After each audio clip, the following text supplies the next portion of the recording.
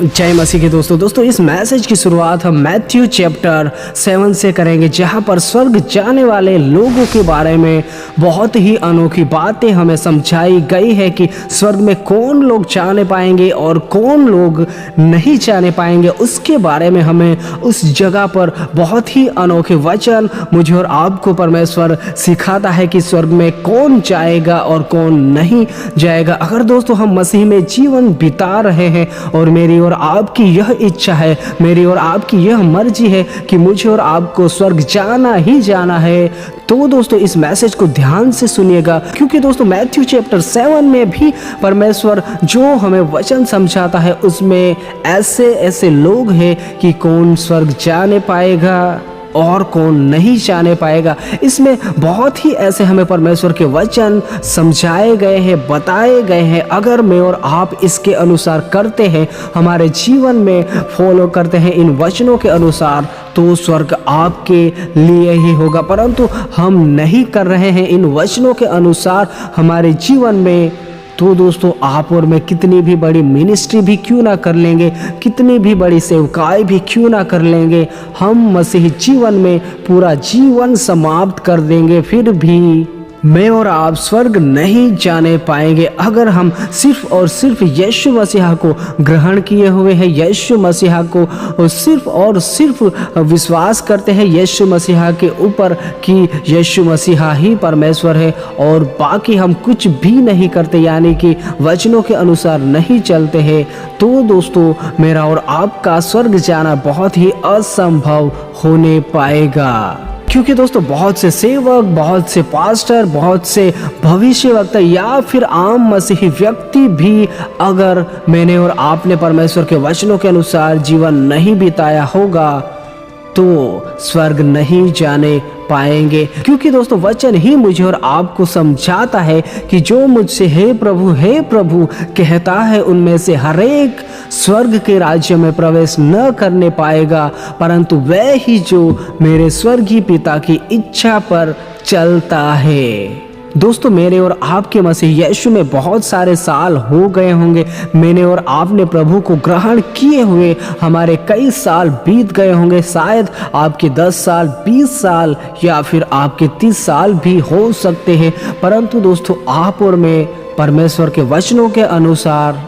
नहीं चलते हैं, उसके अनुसार नहीं करते हैं, तो वो दोस्तों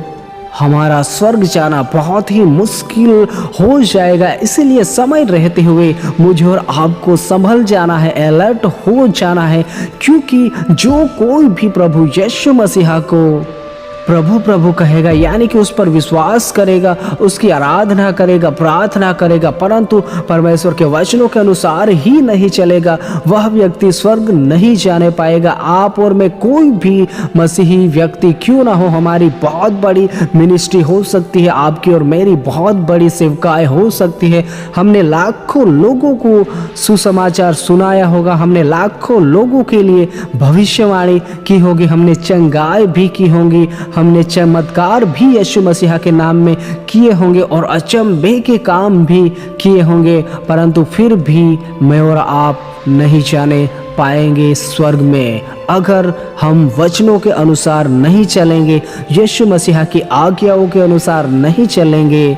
तो यह संभव नहीं है कि मैं और आप स्वर्ग जाने पाए। क्योंकि हमें वचन यह भी समझाने की कोशिश करता है कि उन दिनों में उस दिन बहुत तेरे आकर मुझसे कहेंगे कि हे प्रभु, क्या हमने तेरे नाम से भविष्यवाणी नहीं की, क्या हमने तेरे नाम से दुष्ट आत्माओं को नहीं निकाला, क्या हमने तेरे नाम से बहुत से अचंभे के कामों को नहीं किए। यानी कि वचन हमें समझाता है कि उस जगह पर जो है वह भविष्यवाणी करने वाले भी है और दुष्ट आत्माओं को निकालने वाले भी है, और दोस्तों अचंभे के काम यानी कि चमत्कार, अनोखे काम, मुर्दों को जिलाना, अंधों को आंखें देना, लंगड़ों को चलाना, यहाँ तक कि गूंगों को बोलता हुआ करना, ऐसे कई प्रकार के अनोखे चमत्कार भी क्यों ना मैंने और आपने हमारे जीवन में किए होंगे, परंतु मैं और आप परमेश्वर के वचनों के अनुसार नहीं चलेंगे, तो मेरे लिए और आपके लिए यह बहुत ही मुश्किल भरा समय होगा, वह दिन, वह समय दोस्तों। दोस्तों आप और मैं इस संसार में भी देखते होंगे बहुत से सेवकों को, बहुत से पास्टरों को जो अपने जीवन में बहुत ही ऐसी बड़ी बड़ी गवाहियाँ देते हैं कि यहाँ पर अंधे देखते हो गए, यहाँ पर लंगड़े चलते हुए बने, यहाँ पर मुर्दे भी जिलाए गए, और भी बहुत सी भविष्यवाणियों को भी आपने सुना होगा सोशल मीडिया के माध्यम से भी। परंतु दोस्तों यह सब काम अगर एक सेवक या फिर एक आम मसीही व्यक्ति ने भी अपने जीवन में किए होंगे, परंतु वह परमेश्वर के वचनों के अनुसार नहीं चला होगा, यीशु मसीहा के वचनों के अनुसार नहीं चला होगा, तो दोस्तों आप और मैं कोई भी क्यों ना हो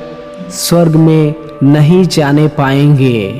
क्योंकि यीशु मसीहा को सिर्फ और सिर्फ प्रभु प्रभु कहना, उसकी आराधना करना, उसकी भक्ति करना, हर संडे चर्च जाना या फिर हर मीटिंग में जाना, यह बात सही है और हमें करना भी चाहिए। परंतु दोस्तों हम हमारे जीवन में परमेश्वर के वचनों के अनुसार नहीं चल रहे हैं, तो दोस्तों मेरे लिए और आपके लिए बहुत ही मुश्किल भरा समय हो सकता है। इसीलिए दोस्तों मसीह जीवन में इस संसार में किसी भी व्यक्ति पर डिपेंड ना रहे, चाहे उसमें सेवक हो, चाहे भविष्यवक्ता हो, चाहे कोई अन्य मसीही भाई बहन क्यों ना हो। क्योंकि दोस्तों यह दौड़ जो है, जो स्वर्ग जाने की दौड़ है, उसमें मुझे और आपको अकेले ही दौड़ना पड़ेगा, और मुझे और आपको अकेले ही यह डिसाइड करना पड़ेगा कि मुझे स्वर्ग जाना है या नर्क। अगर आपको और मुझे नर्क जाना है तो मुझे और आपको कोई भी मेहनत नहीं करनी है। परंतु दोस्तों अगर मुझे और आपको स्वर्ग जाना है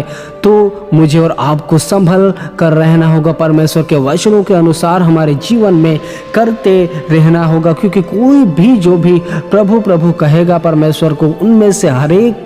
नहीं जाने पाएगा, परंतु वे ही जो स्वर्गीय पिता की इच्छा पर चलते हैं। परंतु दोस्तों इस वर्तमान समय में बहुत ही यह देखा जाता है कि मसीही भाई बहनों का जो फोकस रहता है वह परमेश्वर के वचनों से ज़्यादा मनुष्यों पर, सेवकों पर या फिर अन्य कोई व्यक्तियों पर रहता है। दोस्तों हमारे जीवन में ऐसा ना होने पाए, परंतु हम जो है इस मसीही जीवन में परमेश्वर पर, परमेश्वर के वचनों पर भरोसा रखने वाले मसीही व्यक्ति बनने पाए।